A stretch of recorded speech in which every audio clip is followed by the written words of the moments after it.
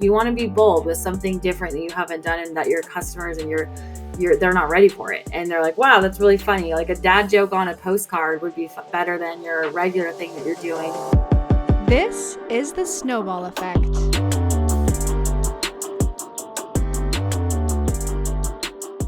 You're listening to the Marketing Playbook series, presented by the Snowball Effect podcast. It's growth done right.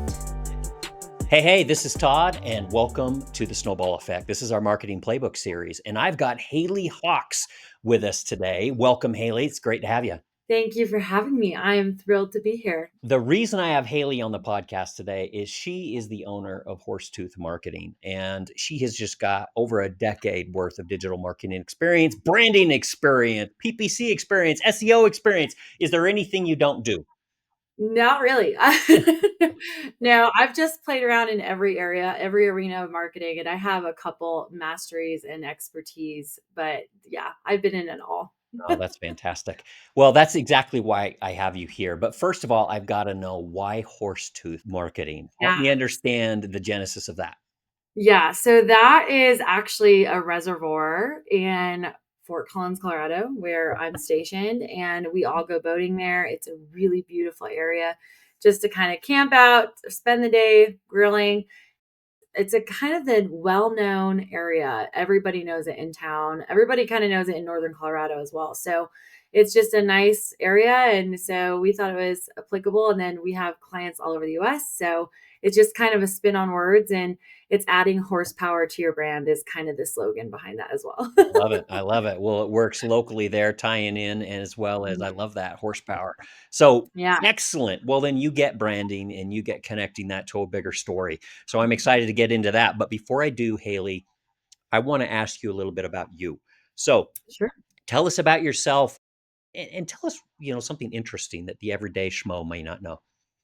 Ooh, okay. So I am fascinated with psychology, and Ooh. that's kind of what got me into marketing and business as a whole. So I think what really ticked me kind of in the direction of marketing is understanding what makes people choose a product over this product, or a business over this business, or any kind of service over this service. That absolutely fascinates me.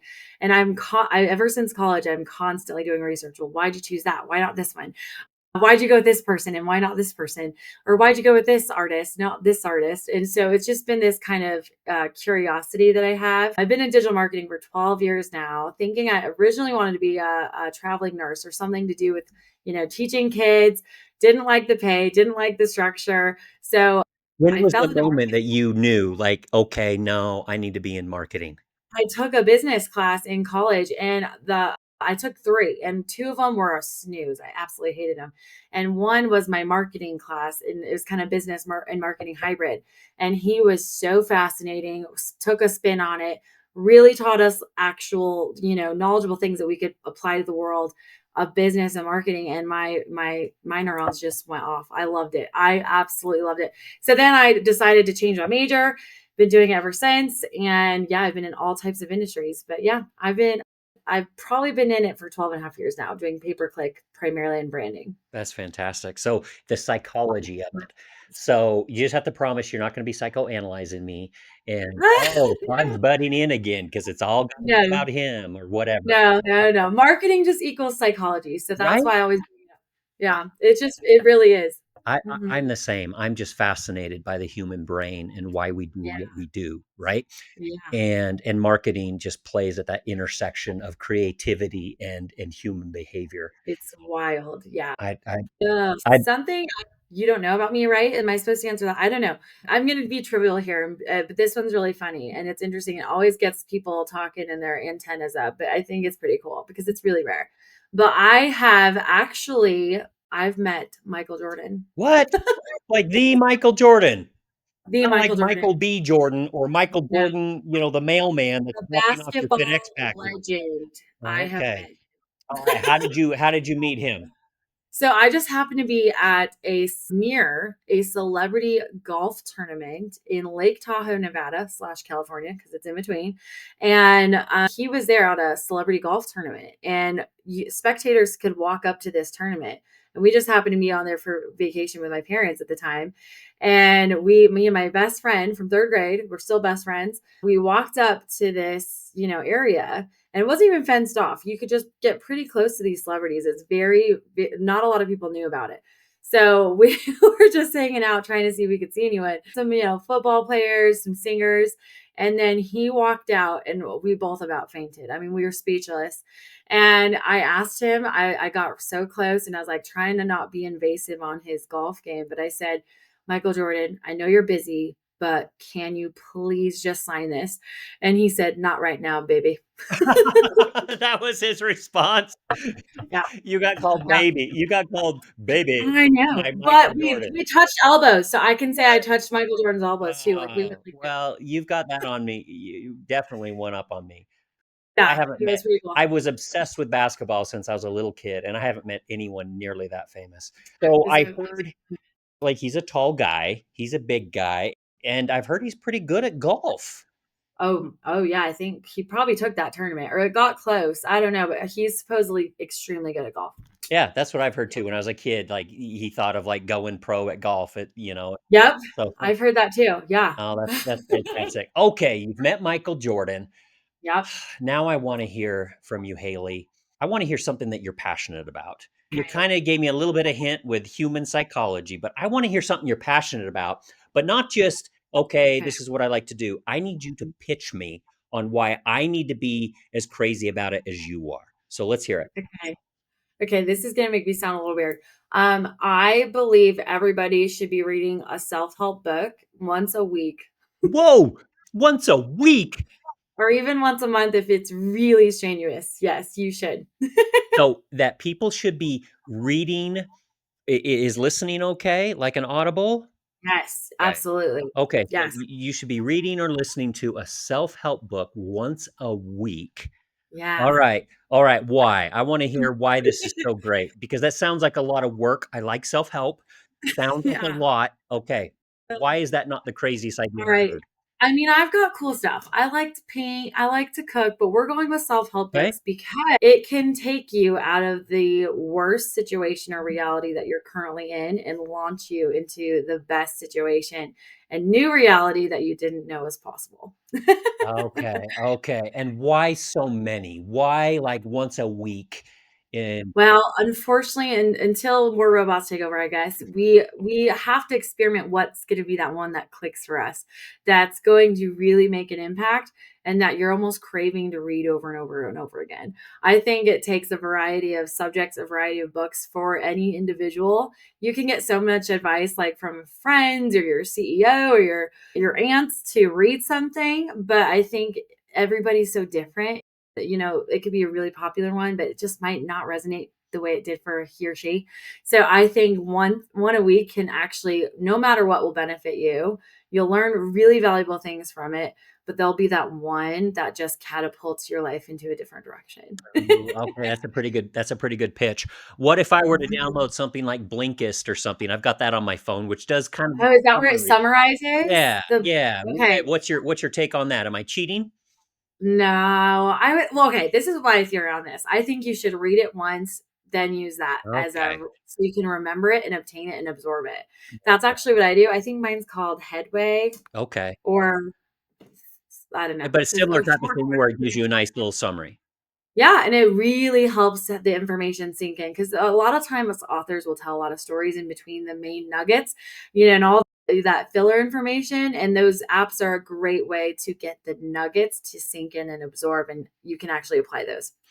Yeah, Yeah, I love it. it's because of that that sometimes I'll go to Blinkist is because I'm just like, "Wow, this would have made a really fantastic blog post or PDF," but man, they Yeah, baked in, like, stories and they baked in yeah. examples, and it's like, Oh, "I'm not yeah. Apple computers, and you're It using gets to be a Apple." little much, yeah, and, What? I mean, most of these books, though, are really, like, 200, 300 pages, and they're life-changing. So that's the other thing is they really shouldn't take you that long if you carve in, like, even 10 pages a night, you can do 1 book a month, just a self-help book, and they're short, so I think it's very, very valuable.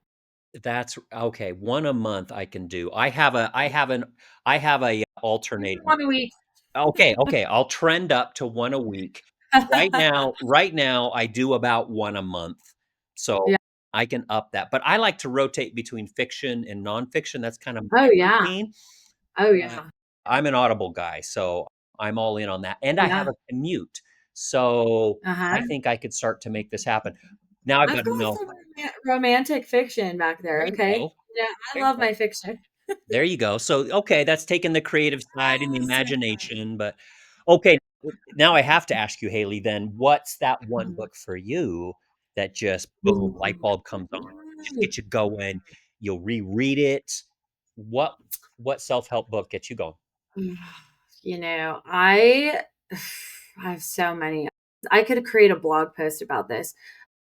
But I'd say the first one that really comes to my mind is Atomic Habits because he breaks it down. And a lot of people have read this one. This is like the viral one. Yeah, I feel like you hear over and over and over again, but no one really rereads it or does the apps to like allow it to sink in or makes it, more applicable. You got to like take that information and try it. I would say that one just because, he really reiterates to make habits easy. And I think that's very valuable in your personal life as well as business is to make your systems and habits easy.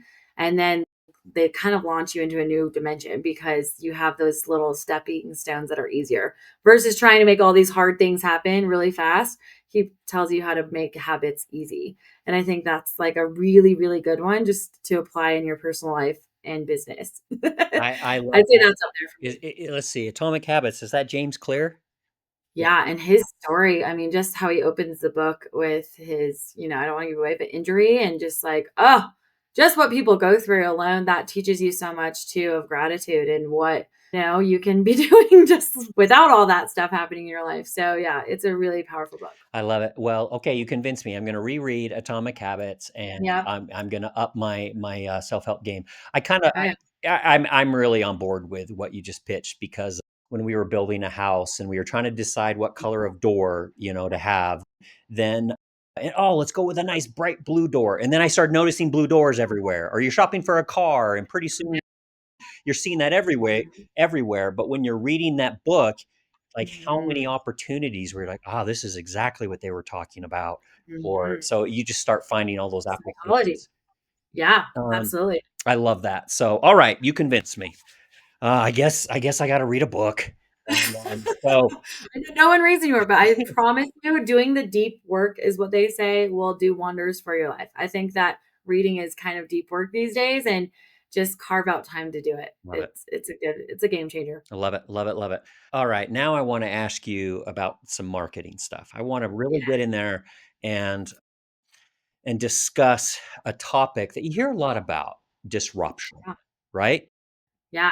Like Mhm. how in a world of noise, more sources of noise are being created every day. Yeah, How do we disrupt that and to where we actually stand out or we actually, people yeah. can see us amidst the noise. So I want to ask you about that. So why in your view should a marketer care about disruption? Yeah, I think it's probably one of the most important questions that we're actually asking in present day 2024, 2025, is how to kind of put a wrench in the stopping the scroll is what we use a lot. Stopping the scroll, putting people in their tracks. Hey, pay attention to this. It's harder than ever. Videos are getting shorter. Ad copy needs to be shorter. Google is actually being more competitive and more expensive than ever before. So how do we pivot? How do we pivot on social media? How do we pivot in person? How do we, if everything starts to become expensive, how do we make a household name? And so there's all of these questions with marketing. And my biggest piece of advice is don't make it this uphill climb and this beast that you have to figure out. Test and repeat and try things that are trendy and working for others in your market and be risky and bold and try something new. So, really, to stop the scroll, you need to be short, is my number one piece of advice. People are still being way too long with ad copy, videos, etc. It's getting shorter and shorter by the month. So you want to be straight to the point and you want to have a good intro, a hook that stops the scroll, whether that's an image, that first two words out of your mouth, thumbnails, the video, something that's going to really hook them in that's visually appealing if you're on social media. There's every kind of market has a different kind of disruptive strategy though, whether that's radio, print, billboard, digital, and you have to make sure that your biggest strength is being disruptive and being kind of creating a wedge and making sure it's sparking those antennas to stand up. That makes a lot of sense. Let me ask you, let's say you're in the home services space, right? You do a lot of work with home service companies, with contractors. Yeah. Yeah. Anything in particular that you find that helps to be disruptive or to get attention in that space that you think maybe is a little bit unique to that space? Anything Yeah. you've seen? Yeah, I'm finding contractors don't utilize social media enough. They don't think that it's going to work. Google for the longest time has been their bread and butter. It's been the creme de la creme, LSA, getting to the top of page one of Google. SEO, that's kind of on its way on a downhill right now. But social media is a big strategy that, oh, I tried Facebook ads, they don't work. Or my organic strategies, we just post. But are you really, really using those channels where homeowners are spending a lot of time all day long on Facebook and Instagram and TikTok and the other social channels in LinkedIn? Are we showing up where they're showing up? And my biggest thing is like the vegetable analogy. It's like you put those vegetables in your drawer in your refrigerator and you don't think about them and they go rotten and you throw them away. Same thing with business. Why wouldn't you want to be showing up where most homeowners are spending their time on social media and doing things that are very interesting, disruptive, creating hooks, creating video, creating content that's different than your competitors and showing up in a really good way that's actually going to get in front of your target market. So that's a really big strategy for the home service based industries and not doing what everyone else is doing in that industry. I like that a lot. Now you've used two kind of references. One was about reading, and the other one was vegetables. And so you're losing me with all of these healthy choice, I know. I have references. Twix bars in my kitchen Okay, now. all Okay. right, you redeemed yourself. Uh, Yeah. um, a Yeah. lot of times, as a marketer, I'll catch myself looking at the competitors and saying, Yeah. "Okay, this is what they're doing." And I think there's a healthy part of checking out your competitors. But then Yeah. there's a tendency to say, "Well, I've gotta be doing what they're doing," especially Yeah. if someone on the executive team sees that. Yeah. If if a customer sees that, a client sees that, they'll say, "Well, let's just do what they're doing." It's How do you easy to how do you how do you balance that knowing what your customers are doing, but don't just become a copycat of what they're doing? Yeah. It's really easy to like see, oh gosh, these guys are, they're a step above us financially and just with branding and with reputation. Let's do what they're doing. Yes, that makes sense in a way, but you want to actually position yourself in a very distinctive way in your market. So, for example, I have like 27 bullet points that we work on with contractors, 27 ways to market their business. And every single one of those has to be checked off for them to boost and quadruple their results. So we have to just take that easy, though. We have to slice that into compartmentalize it. And what I would suggest for that is you want to do things that are the same but different. For example, a lot of contractors will go door knock or they'll put a sign on it, the signage on a doorknob at a residential home. And they'll do Facebook ads, LSA, Google. But when it comes to that door hanger, like you can go do the door hanging on 1,000 homes. But if you are having the exact same messaging and the exact same type of branding and the exact same offerings as that same Joe Schmo over here, boring. And it's the same thing I say all the time. Quit doing what this guy's doing in the HVAC space, for example. All of them are doing the exact same thing. X amount of inspections for free, this much off your heating and cooling system this spring. Who cares? Everyone says the same thing. Make a spin on it. You have to do something goofy, weird, risk taking on those door hangers, really bright colors, really something fancy with statistics. Like we've served over 3,000 homes in this year alone. Something that's going to make my jaw drop or that's going to make me laugh or that's going to make me remember you in some way versus your discount and saying the same things that everyone else is doing. Same thing with your ad copy, your videos, your imagery. It has to pull them in. It has to be branded. It has to be interesting because I do not care otherwise. Yeah. I really resonate with that. The young, hungry marketer inside of me, which is drawn to that creative, that risk-taking side of marketing is going, "Yes, yes." And then there's this practical side of me, the boring side of me. that Yeah. is saying, you know what?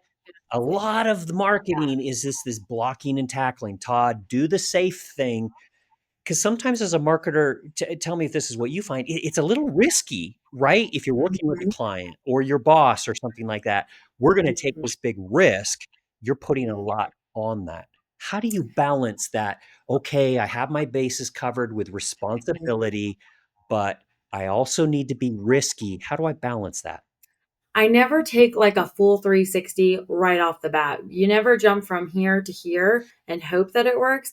You jump from here to here with risks and test the waters, and you get the data back and you see how it performs. You see how leads come through, you see the traffic to the website, you see the reputation, you see people's reactions to it, and you analyze it. So I don't take something from here to here and let's go all the way ham. We're going to rebrand, we're going to redo the website, we're going to rebrand this color unless we have data to back it up. I say, yes, you can redo your logo with something really fun or bold or like an animated character crossing their arms. That's great. But you almost, with those big of changes, you warn your current customers that that's going to happen and you back up your army to support that big of change. Risks are fine. They're great. You should be doing them all the time. But I would say take them in stepping stones and test the waters. And you don't want to be so off brand that you're testing all these things and nobody has a clue who you are either. You want to make sure it's very consistent. You want to be bold with something different that you haven't done and that your customers and they're not ready for it. And they're like, wow, that's really funny. Like a dad joke on a postcard would be better than your regular thing that you're doing right now, sending that out to a bunch of people. Some people might save that and put it on their fridge instead of just throw it in the trash. So there's just so many tactics and twists. And again, not making it this big beast that you have to conquer in a day. You have to go slow with it. I have a follow up to that. You talked about Hmm. home services, maybe not spending a lot of time on social media, or there's a lot of opportunity, right? Because maybe they're hooked on, the Google paid ads or the Facebook paid ads, but actually getting out there on social media. You talked about, okay, try these things and then look at the data. On Yeah. social media, what data are you looking at to gauge whether or not one of these risks it is really playing out like you hope? Yeah, we really look at a lot of metrics behind the scenes, like hundreds. But if you're wanting just the basics, you really just think of three buckets. You want to look at eyeballs first. How many eyeballs are we bringing to this business monthly, weekly, quarterly? And you can do that by just how much that ad is performing with a darn metric called impressions. We don't thrive on this metric, and nor should anyone. But it is a good gauge of just how much the algorithm is showing us on a screen. Clicks is your next one. So visibility and the getting how many eyeballs are looking at our campaign, our ads, our website, just having fun on our organic pages, our reels. Visibility is just kind of that first stepping stone. Then we want to focus on movement. So how much of that visibility is like starting to pay attention even more and more? Are we getting that snowball effect? No pun Thank you. intended. Thank you for the plug. I'll take it. Are we getting that snowball effect with traffic and they're coming to our site? They're starting to hang around more. They're following, they're liking. And all of this is kind of that those ugly things that nobody likes to think about too much, but it's important. How much, like those little wins are called multi-million dollar wins because they can turn into that. So those little wins that we're gaining every month with visibility and then traffic and then leads. So that third tier is just, looking at metrics of what's bringing in quality leads or leads that could turn into quality leads later. So we're looking at clicks, impressions, click through rates. That's called CTR. It's a little math equation of how well your campaigns are performing. We're looking at link clicks. We're looking at headlines and which one's performing over the other. I've seen a headline get 785 clicks and this other headline we're testing get 45. So you want to leverage what's going to bring in more fish to your net, essentially. We're looking at video plays, how long people are watching a video, how long they're staying on a specific landing page on your website. All types of things that sound a little creepy, but they actually make a big impact when it comes to the data side. Let me ask you this about branding. I have a question about Mhm. branding, Haley. Um, Here at Snowball, we care a lot about customers. Now, everyone says that, but for us, Yeah. customers come. You know, they're really foundational for us because we really promote growing via customer-based marketing, taking your happy customers, getting referrals, turning They're good experiences in the video testimonials and all that. So it's in our DNA, is my point. Yeah, yeah. What about customer feedback when it Mm. comes to your actual brand? I Do you have your ear to the wall and you're listening to a little bit? You send out a survey and decide what your brand's going to be. Tell me about how you incorporate that into brand building. I think it has potentially one is probably in the top 3 most important elements to your whole game. Reputation is critical to a business's success. And there's so many avenues for people to find reputation about yourself. So Google reviews, I always say, those gold stars probably holds at least a third of the weight of your business, maybe more. It's so impactful for getting more leads. That's the make or break difference of why some people will choose you or not, is those gold stars and what they find on those gold stars. BBB, especially for contractors, any Yelp reviews, because if they like you on Google, they'll go to BBB. And if that's not polished, you're out. So I would make sure someone's combing through your reputation at least once a month, if not once a quarter minimum. It's very important to gain those referrals. Reputation is absolutely critical. I want to throw a quote at you and get your response. I heard, and I have no idea who said it, so Yeah. I'll just take credit for it. Okay. But I heard once, and just thinking of brand, and you Yeah. talked a lot about reputation, which I really love, and then even taking a step above that and looking at kind of your brand. And people think, oh, is brand my logo? No, brand's much bigger than that. You and I know Big. that.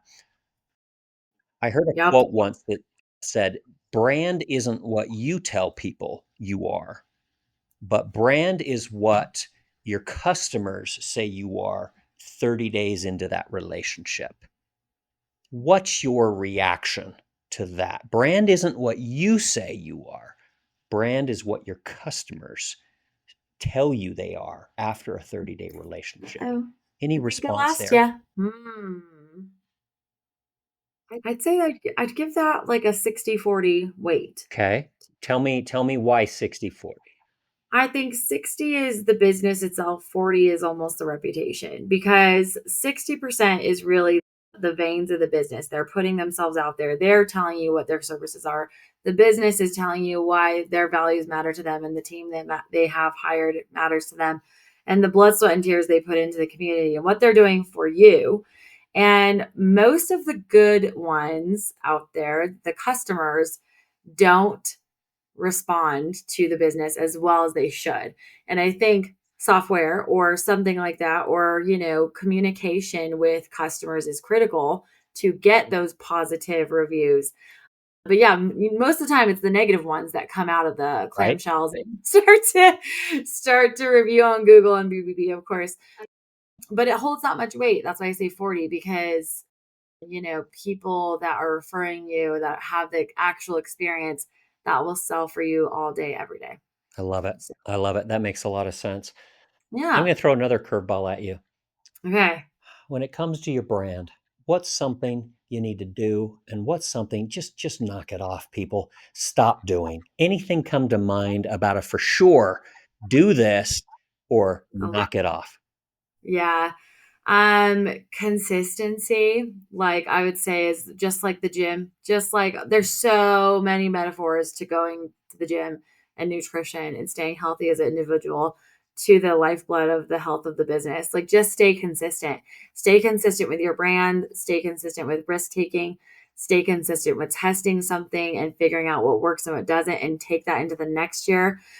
Stay consistent across the board. The systems that you create are your lifeblood to your success. So consistency is something I would say, do or don't, but don't meddle with it.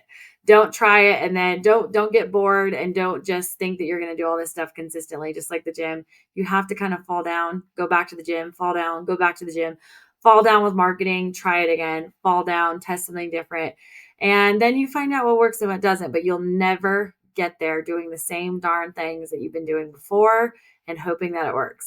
I love it. Great answer. I want to build off of that and ask you a personal question. You've been Okay. at this, like you said, for over a decade. I think you said 12 years, right? Yeah. If you ran into your old self, Hailey, or a young marketer, what would you tell them about marketing in general? What advice would you give? You never know what's around the corner that's going to be the game changer to your business. And it's always going to be new and changing. Oh, I like Never, that. Do you have never. do you have a moment in your life where something was right around the corner and boom, changed everything? I would say, I would say branding is my number one answer. Like cracking the code to branding. I never knew how important it was until I studied it, tried it, worked with clients on it, and it's my number one strength now. Branding is so overlooked. Brand awareness is so overlooked and so underestimated for the impact that it actually has on a business. And social media, just in general, that is incredibly crazy world. And just testing on there. There's all types of avenues that work for businesses on social media. That's awesome. Thank you for letting me pick your brain about branding, about your expertise, about on a personal level as a marketer. If people want to keep this conversation going, they want to reach out to you and see what you can do for their business. What's the best way for them to connect with you, Hailey? We're at horsetoothmarketing.com and we do free consultation meetings. So we'd love to just talk to you about your brand. There's no pressure and we're very impactful and actually affordable, unlike a lot of agencies out there. So, I love that. You mentioned you had what, a bulleted list of 27 items. Did I hear that right? yep. And I make every single business accomplish those in a year's time and it does wonders. I'm very intrigued what those 27 items are. So if you're interested in how those 27 items can help your business that Hailey insists that you do, please reach out and get a free consultation. This has been so much fun, and we'll see you next time on the Snowball Effect.